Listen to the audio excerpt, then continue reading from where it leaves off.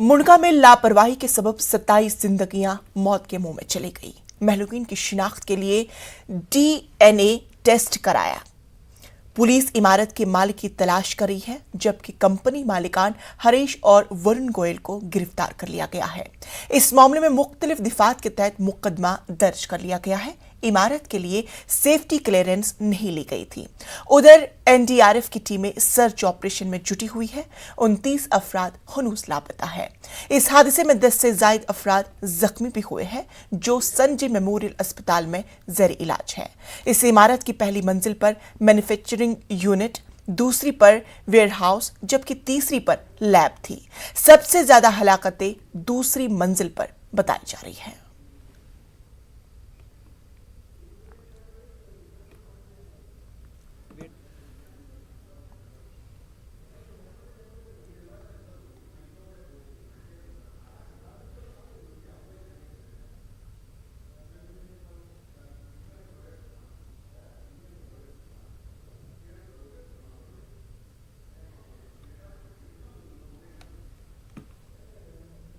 वहीं दिल्ली के वजीर आला अरविंद केजरीवाल जाए हादसात पे पहुंचे। इसी दौरान मीडिया से बात करते हुए उन्होंने कहा कि मरने वालों के लवाहकीन को फीकस 10 लाख रुपए का मुआवजा दिया जाएगा। साथ ही तमाम जख्मियों को 50-50 हजार रुपए दिए जाएंगे। वजीर आला ने यह भी कहा कि इस मामले में जो भी कसूरवार पाया गया उसके खिलाफ सख्त कार्रवाई की जाएगी। किसी को भी बख्शा नहीं जाएगा। उन्होंने मजिस्ट्रेट जांच की भी बात कही। बहुत ही दर्दनाक हादसा हुआ है यहाँ पे, जहाँ इस फैक्ट्री में, इस बिल्डिंग के अंदर आग लगी। बहुत ही भीषण आग थी और कई लोग ऑन द स्पॉट जल के उनकी डेथ हो गई है और इतनी ज़्यादा उनकी बॉडीज क्षत विक्षत हो गई है कि अभी तक काफ़ी उनमें से पहचान भी नहीं पाए हैं। यहाँ पे हमने डीएल की तरफ से एक हेल्प डेस्क भी लगाया है। जो लोग मिसिंग रिपोर्ट कर रहे हैं उन लोगों की मदद के लिए, और एफएसएल के ज़रिए डीएनए की जांच करके आइडेंटिफाई कर पाएंगे कि किसकी बॉडी किस फैमिली की है। मैं भगवान से प्रार्थना करता हूँ कि जो लोगों की डेथ हुई है उनकी आत्मा को शांति दे, उनके घर के लोगों को ये बर्दाश्त करने की शक्ति दे। दिल्ली सरकार की तरफ से हम मैजिस्ट्रियल इंक्वायरी मैंने ऑर्डर कर दी है। अभी डीएम यहीं पे मौजूद थी और मैजिस्ट्रियल इंक्वायरी की जाएगी और जो लोगों की डेथ हो गई है उन्हें दिल्ली सरकार की तरफ से 10-10 लाख रुपए का मुआवजा दिया जाएगा और जो लोग घायल हुए हैं उनको 50-50 हज़ार रुपये का मुआवजा दिया जाएगा। दो लोगों, ये जो दो भाई थे इनको अरेस्ट कर लिया गया है, लेकिन जो भी गिल्टी है, जो भी जांच में निकल के आएगा उनको बख्शा नहीं जाएगा। लापरवाही कई जगह पे रही, ये जांच में पता चलेगा। मैजिस्ट्रियल जांच के जब नतीजे आएंगे तो पता चलेगा कि कौन, अगर कोई ऑफिसर जिम्मेदार था, कोई एजेंसी जिम्मेदार थी, लेकिन इस वक्त हम जांच की वेट करें। एक और इसमें है कि सिविक बॉडीज से लेकर फायर डिपार्टमेंट, दिल्ली सरकार का रेवेन्यू डिपार्टमेंट, तमाम लोगों की इन्वॉल्वमेंट इसमें रहती है। लगता है कि कहीं ना कहीं जो निचले लेवल पर किसी को भी नहीं बख्शेंगे, किसी को भी नहीं बख्शेंगे। एक बारी जांच के नतीजे आ जाने दीजिए। हमने 50 टेंडर, पहले 8 टेंडर भेजे, बाद में 25 किए और बाद में 30 टेंडर किए। करीब 125 आदमी हमने इसमें काम में लगाए। 27 बॉडीज जो हमने रात में रिकवर करी थी, मॉर्निंग में हमें कुछ रिमेन मिले हैं, जिससे लगता है वो 2 या 3 बॉडी और होंगी। टोल जो है 29 या 30 हो सकता है। इस बिल्डिंग के पास फायर का एनओसी नहीं था, कोई फायर फाइटिंग इक्विपमेंट भी नहीं थे। इसमें एक ही रास्ता था। फायर इसलिए इतनी जल्दी फैली क्योंकि वर्टिकल कंपार्टमेंटेशन नहीं था और इसमें प्लास्टिक का मटेरियल, सीसीटीवी, वायर और ये थे। इस वजह से जो फायर एक फ्लोर से दूसरे फ्लोर पे फैली। ये बताया जा रहा है कि उस टाइम में कोई मीटिंग हो रही थी और वो 40-50 लोग वहाँ पे थे, उनकी मीटिंग कर रहे थे, जो भी मैनेजर या ओनर लोग थे, और जो है दरवाजा शायद बाहर से बंद था, इसीलिए लोग ट्रैप हो गए, धुएं और आग की वजह से मारे गए। इसमें ये मैं एक और बात कहना चाहूँगा कि जो कल पता चला था, बिल्डिंग का कोई नक्शा भी अप्रूव नहीं था और फायर एनओसी मैंने बता दिया, फायर फाइटिंग कोई इक्विपमेंट नहीं था। हमारा रेस्क्यू काम पूरा हो चुका है, अब हम इसको वाइंड अप करने वाले हैं सारे। वहीं बीजेपी रुकने पार्लियामान हंसराज हंस ने मुंडका मामले में जांच का मुतालबा किया। उन्होंने कहा कि जांच सिर्फ कागजात तक महदूद नहीं होनी चाहिए, बल्कि कसूरवारों के खिलाफ कार्रवाई भी की जानी चाहिए। लेकिन मुआवजे से कोई काम नहीं चलेगा, इससे सबक लो। मैं ये कहता हूँ पूरी दुनिया की दौलत दे दो, एक बच्चा मुझे वापस करके दिखाओ। हमें भी, मैं अपने आप को भी दोषी समझता हूँ, औरों को भी, जो एनओसी देते उसको भी, जो बिल्डिंग का मालिक उसको भी, जितना डिपार्टमेंट है इस बिल्डिंग से या ऐसी बिल्डिंग से एनओसी देने वाला, फायर डिपार्टमेंट से लेके सब, वो सब गुनाहगार है।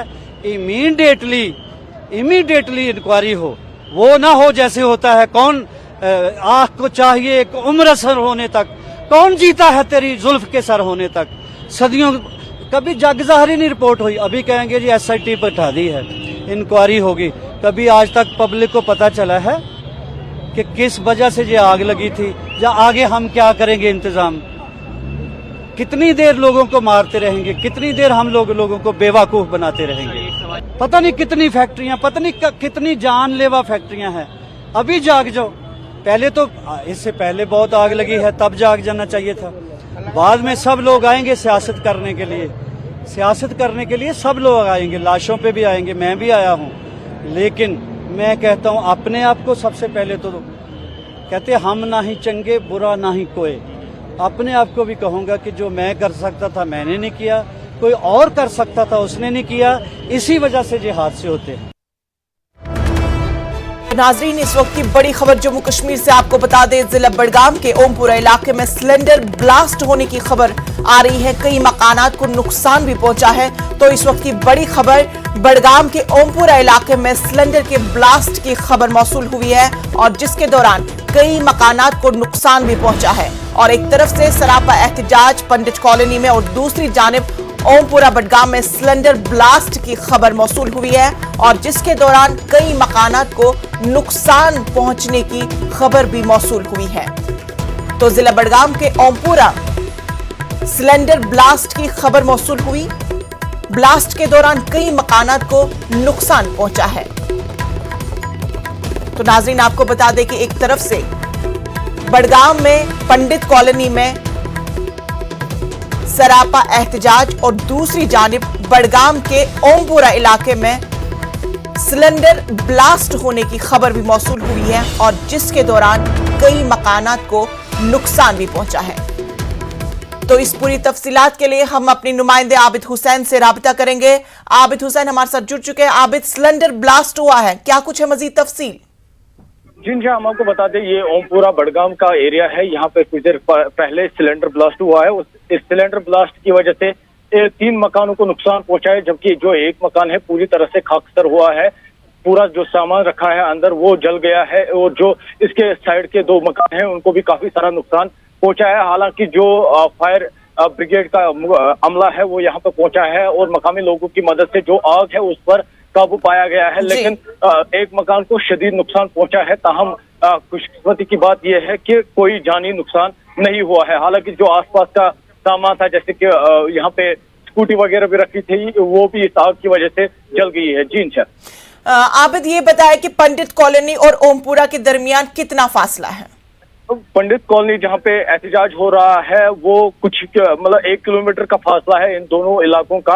वहाँ पे प्रोटेस्ट चल रहा था और ऐसे में यहाँ पे जो इस दौरान सिलेंडर ब्लास्ट हुआ है और इस सिलेंडर ब्लास्ट में 3 मकान नुकसान के शिकार हुए हैं, जबकि जो जिस मकान में ये सिलेंडर ब्लास्ट हुआ है वो शदीद तौर पर वो उसमें काफी डैमेज हुआ है और जो भी अंदर सामान रखा था वो तबाह हो गया, खाकसर हो गया है। तो चलिए, इस अहम खबर पर आप अपनी नजर बनाए रखें। फिलहाल तफसीलात के लिए आपका बेहद शुक्रिया। बडगाम पंडित कॉलोनी में कश्मीरी पंडितों का एहतजाज सरापा है। इस एहतजाज का आज तीसरा दिन है। हालांकि कल इन एहतजाजियों को सड़क से उठाकर पंडित कॉलोनी के अंदर लिया गया, जहां पर वो अभी तक धरने पर बैठे हुए हैं। बीती रात प्रिंसिपल सेक्रेटरी नितेश्वर कुमार भी एहतजाजियों के साथ बात करने के लिए आए थे, लेकिन कोई बात नहीं बनी। पीएम पैकेज के जो मुलाजमीन पंडित कॉलोनी में है उन्होंने इस्तीफे की दरख्वास्त भी लिखी है। 350 मुलाजमीन ने दरख्वास्त डाली है। लगातार ये लोग यही मांग कर रहे हैं कि एलजी यहां आए और वो उनकी बात सुने और यकीन दहानी मिलने के बाद एहतजाज खत्म किया जाएगा। हालांकि मीडिया को पहले बाहर रोका गया था, लेकिन बाद में इजाजत मिली। इसी दौरान हमारे नुमाइंदे आबिद हुसैन ने एहतजाजियों से बातचीत की। आइए सुनते हैं। पंडित कॉलोनी के अंदर भी जो एहतजाजी है वो धरने पे बैठे हैं, लगातार ये मुतालबा कर रहे हैं, अपनी नाराजगी का इजहार कर रहे हैं। इंतजामिया के खिलाफ नारा है, एलजी इंतजामिया के खिलाफ नारा है, जो मरकजी हुकूमत है उसके खिलाफ नारा है, लगातार नारेबाजी कर रहे हैं। यहाँ पर कुछ लोग हैं हमारे साथ, इनसे हम बात करने की कोशिश करेंगे, आखिर वो एहतजाज कब खत्म करेंगे। मैडम, अब रेजिग्नेशन भी आप लोगों ने दे दिया, तो इसके बाद क्या कुछ सर आप खुद सोचिए कि यहाँ पे कितनी प्रॉब्लम हो रही है। एडमिनिस्ट्रेशन खामोश है, कुछ बोल नहीं रही है। इवन इन्होंने कंडोलेंस के लिए यहाँ तक 2 मिनट नहीं, 2 शब्द नहीं इन्होंने इधर आके बोले कि हमें बहुत दुख है। इनको कंडोलेंस के लिए 2 मिनट का टाइम भी नहीं मिला और बोला उल्टा बार्गेनिंग करने मत आना हमारे से। इन्होंने हमको बोला कि एलजी, हमारी यही मांग थी, एलजी साहब अगर इधर आते, हमसे बात करते, हमारी बात सुनते और मास रेजिग्नेशन ये एक्सेप्ट करते तो बहुत ही अच्छा होता, क्योंकि हमें ज़्यादा अपनी ज़िंदगी प्यारी है, ज़्यादा जॉब हमें नहीं चाहिए। आप अपने पास रखिए जॉब, हमें जॉब नहीं चाहिए, हमें सिर्फ मास रेजिग्नेशन चाहिए। प्लीज़ नाज़रीन, ये देखिए, ये लेटर है, मास रेजिग्नेशन इन लोगों ने दिया है। ये तस्वीर है जो इन लोगों ने लेटर दी है एलजी इंतज़ामिया को, सरकार को। ये तमाम पीएम पैकेज के एम्प्लॉयज़ यहाँ पर है 350, इन लोगों ने अपना रेजिग्नेशन दिया है। हालांकि यहाँ पर जो रात को प्रिंसिपल सेक्रेटरी आए थे, उन्होंने क्या बात की, क्या बात बनी उनकी, वो भी जानने की कोशिश करेंगे। जो रात को आए थे प्रिंसिपल सेक्रेटरी, उनसे क्या बातचीत हुई? एक्चुअली हम पहले बाहर प्रोटेस्ट कर रहे थे, इन्होंने हमको बातों में उलझाया अपने, तो इन्होंने बोला आप कॉलोनी के अंदर चले जाइए और एलजी साहब आएंगे। हमने उनके साथ बहुत पीसफुली कोऑपरेट किया। जब हम अंदर आए तो इन्होंने हमें इतना बातों में उलझाया, तो बोला एलजी साहब तो नहीं आएंगे बट उनके प्रिंसिपल सेक्रेटरी आएंगे, आप उनसे बात कर लीजिए। तो हमें हमेशा ये, फिर हमें लग गया कि देखो हमारा तो है ही नहीं कोई, हमें सिर्फ बेवकूफ़ बनाया जाता है। ना हम इधर के रहे हैं, ना हम उधर के रहे हैं, ना एडमिनिस्ट्रेशन सुनती है, ना लोकल सुनता है, कोई नहीं सुनता हमारा।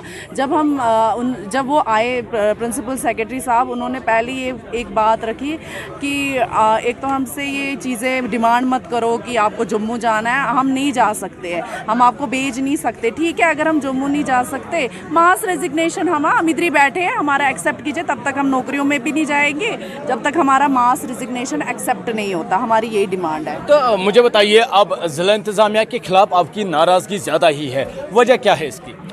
ज़िला इंतज़ामिया हमको सीरियसली नहीं ले रही है। अगर इंतज़ामिया हमें सीरियस लेती, हमारी सारी कंसर्न्स जितने, क्योंकि ज़िंदगी से बढ़कर कुछ नहीं है। जब दफ्तरों में घुस के उनके चेयर्स पे हमको मारा जाता है, इससे बढ़कर कोई भी ज़्यादती हमारे साथ नहीं हो सकती है। एडमिनिस्ट्रेशन ये नहीं समझ पा रही है कि हम इंसान है कि नहीं है, हमको जैसे इंसानों में गिना ही गया नहीं है। हमारी ज़िंदगी, हमारे परिवार सब दाव पे है, हम जैसे सैलाब में डूबे हुए लोग हैं और हमारा कोई सुनने वाला यहाँ है नहीं। ये नाराज़गी का मेन कारण है। अच्छा, मुझे अब चूँकि काफ़ी सारा कन्फ्यूजन भी हुआ है, आधे मास ट्रांसफ़र की बात कर रहे हैं, आधे रेजिग्नेशन की बात कर रहे हैं, आखिर प्रॉपर क्या डिमांड्स है आपकी, क्या चाहते हैं आप मरकज़ी हुकूमत से? Proper demand from the government is that government has to make foolproof, ensure complete security, not a single adverse should happen with us. We do not really want to leave the jobs. That is not from the core of our house, but we are forced to leave our job. हम मजबूर हो गए हैं कि हमें नौकरी छोड़ने पे मजबूर होना पड़ रहा है, क्योंकि अगर दफ्तरों में घुस के हमें मारा जा रहा है, इससे बड़ा हम कोई खतरा, उससे बड़ा खतरा हो ही नहीं सकता। तो गवर्नमेंट भी पूरी तरह से फेल हो रही है, क्योंकि हमारी ज़िंदगी इतनी कीमत नहीं ज़िंदगी रही हमारी कि हमारा इंसान, हमारा भाई कल ही 2 दिन पहले मारा गया दफ्तर में, उसकी 5 साल की बेटी ऑर्फन हो गई है। लेकिन सरकार में अभी भी बोल रही है कि आप अभी कंडोलेंस तक नहीं मिली और हमें बोल रही है कल के कल आप दफ्तर आ जाइए। कल प्रिंसिपल सेक्रेटरी आए, लेकिन ये बात मानने को तैयार नहीं है, कोई बात नहीं बन रही है। इनका वाहिद यही बात है कि एलजी आएंगे, ये बात रखेंगे और जब यकीन दहानी मिलेगी तो एहतजाज को ख़त्म करेंगे। नेटवर्क 18 के लिए शेखपुरा पंडित कॉलोनी से मैं आबिद हुसैन। वहीं डॉक्टर फारूक अब्दुल्ला की रिहाइशगाह पर आज people's alliance for Gupkar declaration की लीडरान की मीटिंग हुई। महबूबा मुफ्ती और दारेगामी ने भी मीटिंग में शिरकत की। इसी दौरान पंडित बरादरी के एक वफ्द ने राहुल भट्ट के कत्ल और उन्हें दरपेश सिक्योरिटी खदशात पर तबादुल ख्याल करने के लिए PHGD वालों से मुलाकात की। उन्होंने पीएम पैकेज के मुलाजिमीन के लिए महफूज मकामात पर पोस्टिंग देने का मुतालबा रखा है। जुमे को एहतिजाजी पंडितों पर ताकत के इस्तेमाल की पीएजीडी ने मजम्मत की। गुपकार के लीडरान ने कहा है कि वो वादी में मुकीम पंडितों के सिक्योरिटी मसाइल पर बातचीत के लिए एलजी से मुलाकात करेंगे। मीटिंग के बाद मोहम्मद यूसुफ तारिगामी ने मीडिया को जानकारी फराहम की।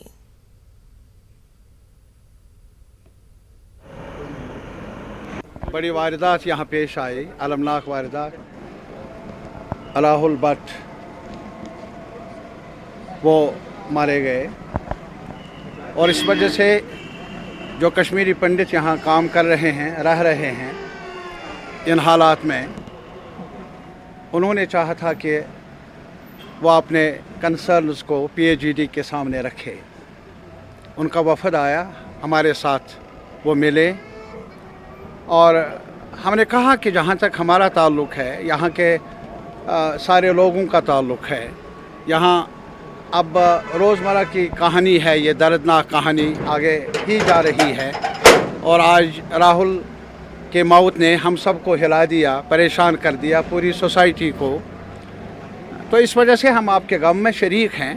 जहाँ तक हमारा ताल्लुक़ है, हम हर मकतब फ़िक्र से अपील करना चाहते हैं कश्मीर में कि उन रिवायात को ज़िंदा करें, भाईचारे की रिवायात को। हमारी ये कोशिश रहेगी कि हम सरकार को कहेंगे कि भाई नॉर्मल सी ग्राउंड पर क्या है और क्या नहीं है, आईने में देख लीजिए, आंखें खोल कर देख लीजिए और साथ ही साथ जो यहाँ कश्मीरी पंडित है या और बाकी लोग हैं उनको तहफ़्फ़ुज़ दिया जाए। और हमने इस सिलसिले में फौरी तौर पर राजभवन से रुजू किया कि हम जो पीएजीडी की लीडरशिप है, डॉक्टर साहब हैं, महबूबा जी हैं, मुज़फ़्फ़र शाह साहब हैं, मैं हूँ, हम एक साथ मिलेंगे, मिलकर राजभवन में एलजी साहब से कहेंगे कि इनके मसाइल हल कर लो। जो ये आप बहुत कुछ कह रहे हैं रेडियो पर, टेलीविज़नों में, कुछ ग्राउंड पर करके दिखाओ। और हम ये भी कहेंगे जो कल लाठीचार्ज हुआ कश्मीरी पंडितों पर, ये तो हद दर्जा अफसोसनाक है। वो मातम करने के लिए निकले, वो अपनी फरियाद लेकर निकले,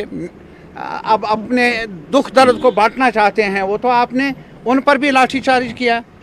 ये अफसोसनाक है। ये लाठियों का इस्तेमाल बार बार यहाँ कश्मीर में, इस पर रोक लगनी चाहिए और आवाम पर एतमाद करना चाहिए। हम अलग अलग हो सकते हैं अपनी जमातों में, लेकिन जहाँ तक हमारी रिवायात है, नुंदरशी की जो हमारी रिवायात हैं, ललदत की रिवायात हैं, भाईचारे की रिवायात हैं, जिसमें हमारा हुस्न छुपा है, कश्मीरियत छुपी है, कश्मीर जाना जाता है मिलनसारी के जज्बे की वजह से, उसको बचाने के लिए हर कश्मीरी अपना रोल निभाएगा, ये हमारी अपील है।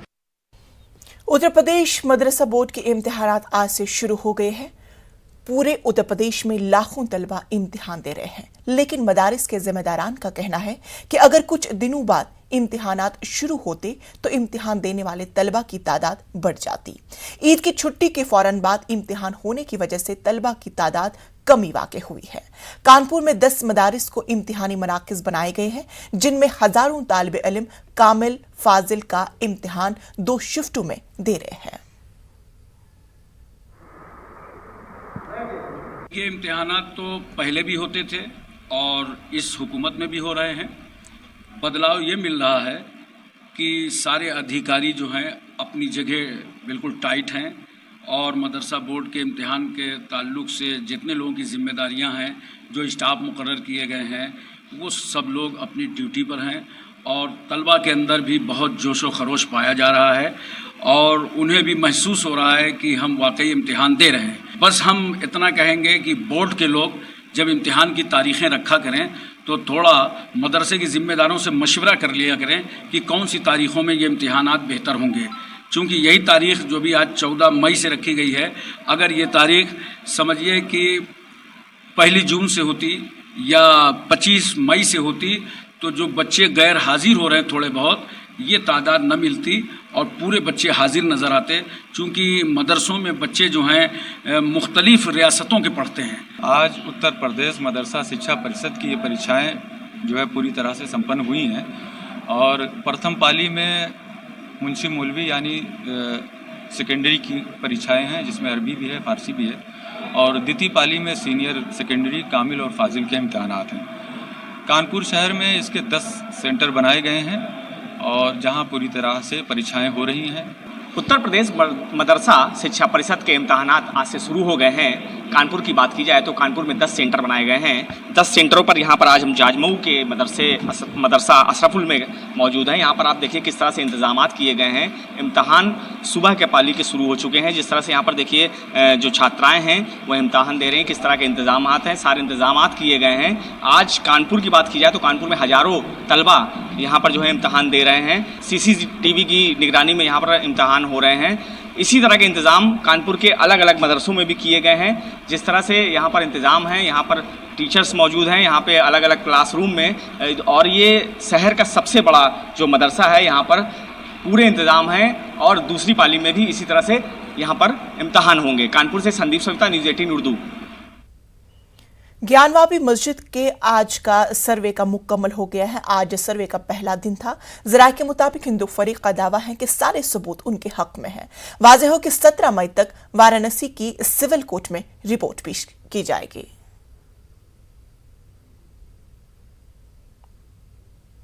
वहीं अहमदाबाद में असदुद्दीन ओवैसी ने कहा है कि ज्ञानवापी मस्जिद मामले पर तमाम सियासी पार्टियां खामोश हैं, क्योंकि उनके लिए मुसलमान न कभी वोट बैंक था और न कभी रहा। सिर्फ मुसलमानों को डराने का काम किया जा रहा है। ज्ञानवापी मस्जिद का मसला चल रहा है, क्या कांग्रेस बोलती है? क्या समाजवादी पार्टी बोलेगी? क्या BSP बोलेगी?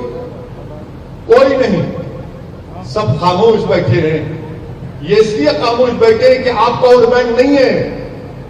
आपका वोट बैंक नहीं है ना आपका वोट बैंक था कभी। यकीनन मुझे अंदाजा है कि मेरे आज के इस तकरीर के बाद शाम में 6 बजे से हमारा निकाह शुरू हो जाएगा। तो रोज की आदत है, बगैर हमारे निकाह इनका टीवी बिकता नहीं है। मगर सच्चाई यही है। क्यों नहीं बोलते भाई आप? अगर आप बीजेपी से अलहदा हैं, मुख्तलिफ है, तो बोलो ना, बोलिए। नहीं बोलेंगे, इसलिए नहीं बोलेंगे कि इनको मालूम कि मुसलमान इनको हमने मुसलमानों के जहनों को खरीद किया समझते। इनको सिर्फ डराओ और उनसे सिर्फ कहो हुकूमत बदलना है। हुकूमत बदलना कि अगर चीफ मिनिस्टर किसी को बनना है, किसी को प्रधानमंत्री बनना है, तो उसको भारत को बचाना है। अगर वो अपनी पार्टी को बचाएगा तो भारत कमजोर हो जाएगा, याद रखो। अगर भारत को मजबूत रखना है तो यहां पर बसने वाले हर शख्स को इज्जत की जिंदगी के साथ जीने का मौका मिलना चाहिए। नाज़रीन, फिलहाल खबरों में इतना ही। मुझे दीजिए इजाजत, लेकिन आप देखिए न्यूज़ 18 उर्दू।